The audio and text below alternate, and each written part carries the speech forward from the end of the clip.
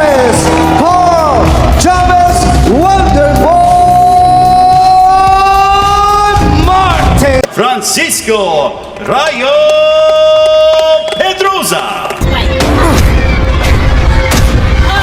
He said it's something. Finish him. Nagkakati ka po mga laban, A3 Boxing TV. Muli na namang papatunayan ng pang world class ang kanyang performance.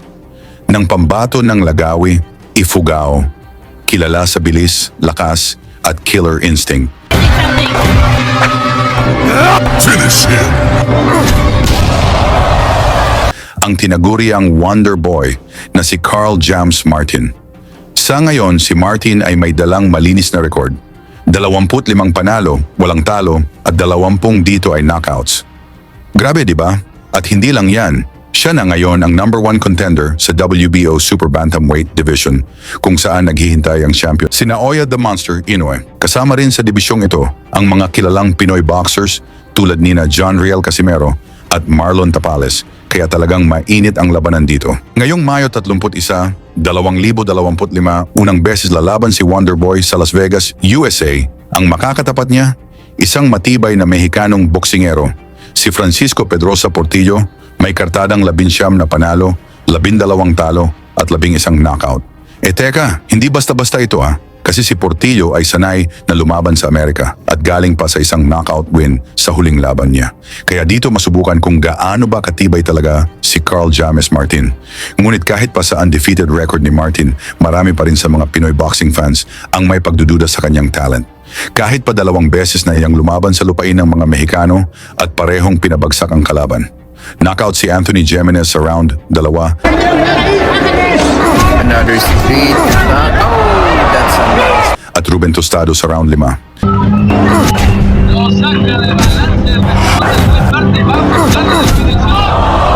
Upang lalo tayong maliwanagan sa lakas ni Martin, balikan natin kung paano niya tinapos ang world-class boxer na si Chaiwat Huatcato para masungkit ang WBO Global Super Bantamweight title.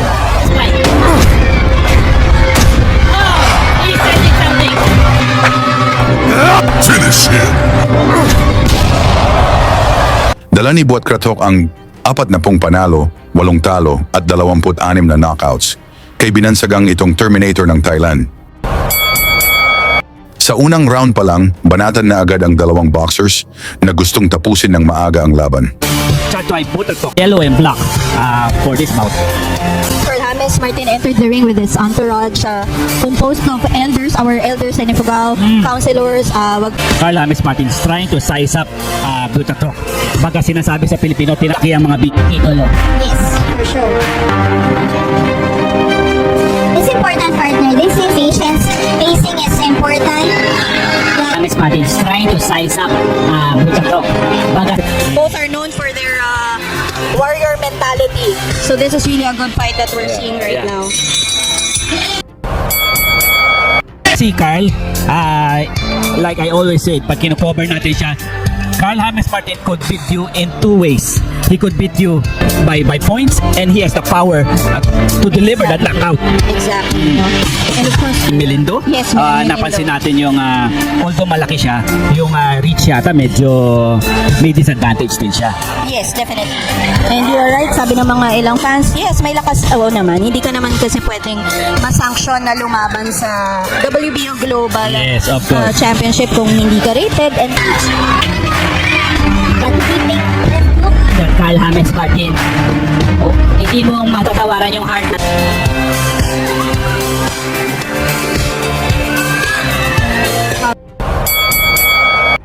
Sa round 3, tumama na ang mga bomba ni Martin pero parang hindi tinatablan dito ang Thai fighter. Taiwan, Butatok, Martin, yes. And this global title by the WBO is a good kuha ang world title.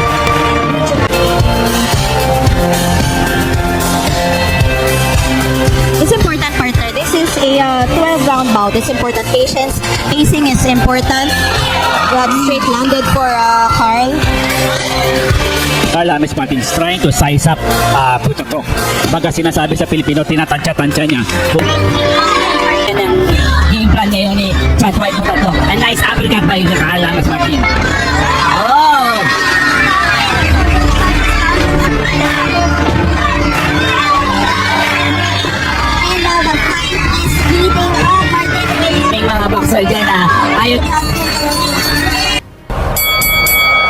sa nagsasabing hindi full house ang crowd.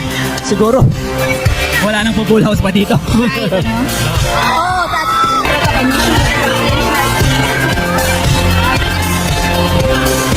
Meron nag-comment, parang pinagpaglam daw ng Thailander. So, matibay kasi yung Thailand. top landed for Carl Martin. And then body shot from Carl. Siguro yung fruit of labor ni Carl James Martin. At ngayon, unti-unti niya nang nakukuha. He signed for MP promotion, CGP promotion, and Premier Boxing Championship. Rank 4 in Thailand. With the face of Carl James Martin. He deceive you. He's really something he can really slug it out. Like, you have to fight you have to watch his fight against Milan Minito. Nice defense. Sa ikalimang round, sunod-sunod ang pinakawalan ni Martin, parang machine gun ang kamao. Pero hindi pa rin natin nagdito si Buat Krathok. With that high guard, just absorbs that punch and counters. But not as scoring punch. Yeah! Corner Martin, but Carl answers with a combination of hook right there as he was getting out.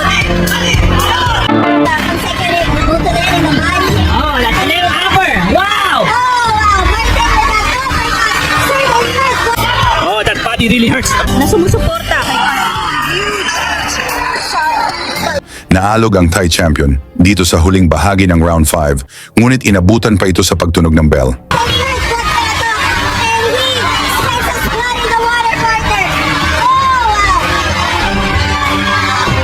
I think Martin is smelling blood right now.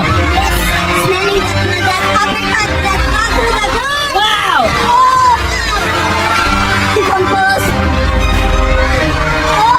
Hindi talaga yung good attack, yung mga body. So ni Carl James Martin. And of course, we started. Oh, nice shot by Martin!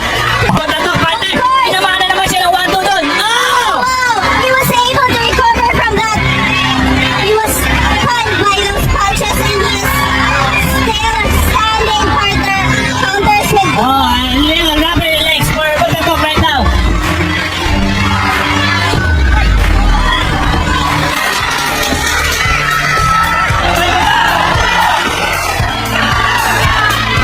there you have it. Carl. Oh wow, another.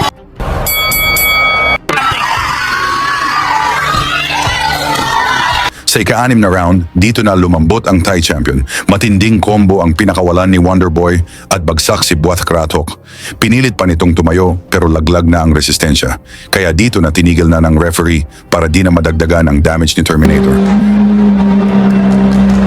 Technical knockout win para kay Martin at official na siyang WBO Global Champ. Ngayon ang tanong, handa na ba si Carl James Martin na sagupain ang halimaw na sina Oya Inoue? Kayo, anong palagay nyo? Ilagay nyo na sa baba ang opinyon at huwag kalimutang isama ang inyong lokasyon para malaman natin kung hanggang saan na umabot ang videong ito. At suportahan na lang natin si Martin sa kanyang laban sa Las Vegas kontra kay Portillo ngayong Mayo 31, 2025. Lagi niyong sundan, huwag magpapahuli. Pag-usapan ni bakbakan, balita niya at laban. Mga Pinoy na di nagpapagapi. Salamat sa mga suporta na lagi nandyan.